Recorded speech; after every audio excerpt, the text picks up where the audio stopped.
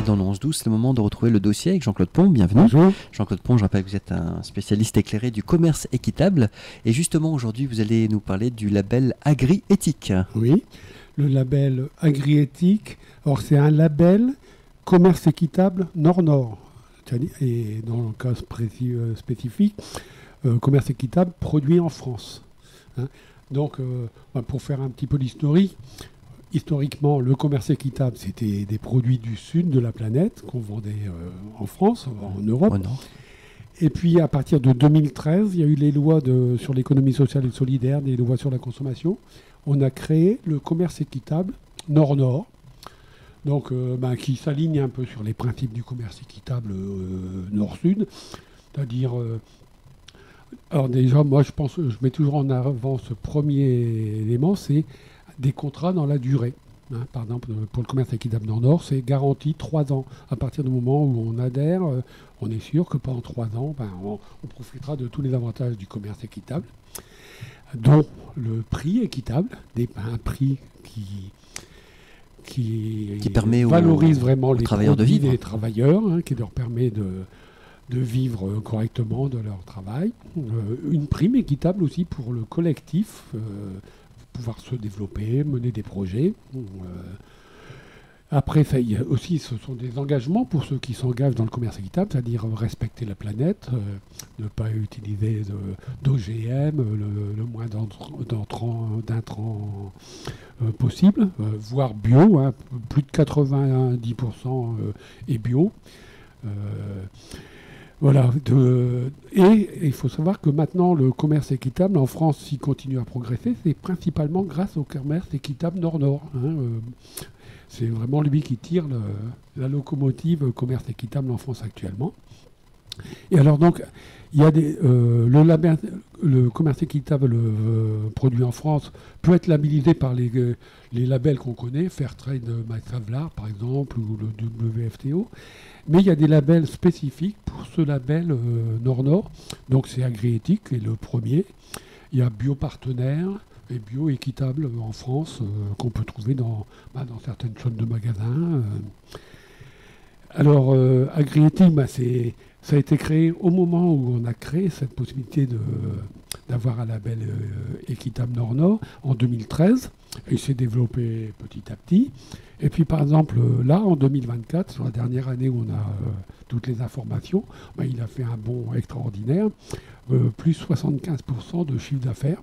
Hein, il était à C'est énorme, hein. 530 millions en 2023 et il est passé à plus de 950 millions en 2024.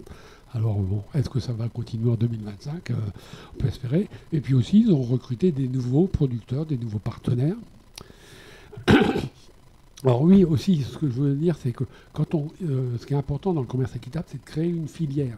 C'est-à-dire que le producteur, l'agriculteur, par exemple, hein, ou l'artisan, et puis les transformateurs. Alors, par exemple, si on prend les céréaliers, hein, si on prend la chaîne du pain, de la viennoiserie, il y a les cultivateurs, les céréaliers qui vont inclure dans la chaîne, mais il va y avoir les moulins qui vont Minoterie. les minoteries qui vont transformer ça, qui vont se spécialiser dans ce blé équitable, les industriels, La transformation. le circuit de consommation. Il faut aussi qu'il y ait une chaîne de distribution, il faut qu'il y ait une chaîne de magasins qui s'intègre là. Donc, et ça permet de créer une filière complète qui va satisfaire jusqu'aux consommateurs, bien sûr.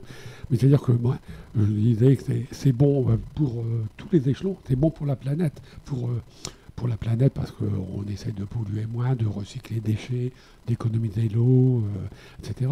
C'est bon pour la France, l'autonomie alimentaire, plutôt que d'importer. On va prendre le blé, hein, on sait qu'on d'Ukraine, d'autres pays, hein, de Russie avant la crise.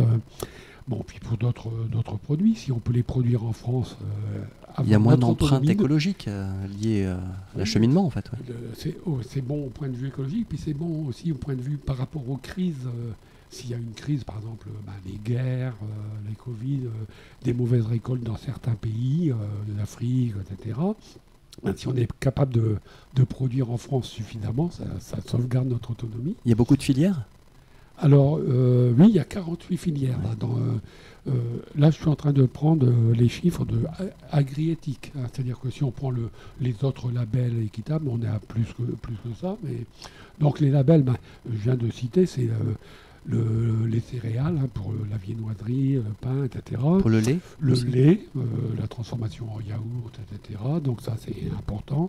La viande, viande de bœuf, ça essaye de se développer. Le miel, l'huile, des choses qui sont quand même essentielles. Hein. Bon, le miel, on sait aussi que je ne veux pas dire de bêtises, mais je crois qu'on apporte à peu près 80% du miel consommé en France. Donc si on peut sauvegarder la filière miel française, les apiculteurs, puis oui. au moins on sait ce qu'on mange. Contrairement à certains miels qui arrivent en France, on ne sait pas trop comment c'est fabriqué. Hein. Mais oui. Ça correspond donc à des fermes et à beaucoup de produits, en fait. Oui. Donc, c'est plus de 1800 fermes, 148 presque 5000 producteurs, donc, hein, et 1 millier de produits différents qu'on peut retrouver en magasin avec ce label. Donc, je rappelle, agri-éthique, mais ça peut être bio-partenaire, ça peut être bio-équitable. Donc, ça, c'est du équitable fabriqué en France. Et la plupart des filières arrivent à se fournir à 100% en France. C'est le cas de, si on prend le pain, la boulangère. La boulangère, donc c'est tout un réseau qui se fournit entièrement à 100% avec du blé français, des producteurs français, des industriels français. On sait, j'ai vu aussi que c'est la Berry, par exemple, qu'on connaît pour les produits plutôt du sud-ouest de la France, le foie gras, le magret, etc. Bon, ils se mettent aussi au commerce équitable, parce que le commerce équitable, c'est aussi le bien-être des animaux. C'est important aussi quand on est dans le... Il y a ça dans le cahier des charges. Il y a dans le cahier des charges, améliorer le... Et puis donc, la Bretagne. Cocorico pour les Bretons. Bretz, c'est les chips que je pense que les auditeurs ont déjà vu dans les magasins, les chips avec, ils sont bien distribués. Avec le drapeau breton, produit en Bretagne. Et donc maintenant, ils adhèrent au réseau labellisé par Agriéthique. C'est 100% breton. Hein. Alors 100% breton, oui. Oui, là c'est même plus 100% français. C'est toutes les fermes... qui sont produisent sur les les pommes de 4 terre, départements. c'est un réseau, ils ont réussi à construire un réseau sur la Bretagne entière, et ils se produisent 100% en pommes de terre. Et labellisé donc, vous l'avez dit. Labellisé maintenant, c'est pas bio, mais ils font un effort pour le moins polluer, moins émettre de gaz à effet de serre. J'ai vu qu'il faisait aussi un gros effort sur l'égalité homme-femme. Dans les salaires, on sait qu'en France, il y a encore... de grandes disparités entre les salaires des hommes et des femmes. Mais par exemple, Bretz a mis ça dans ses objectifs de réduire cette disparité.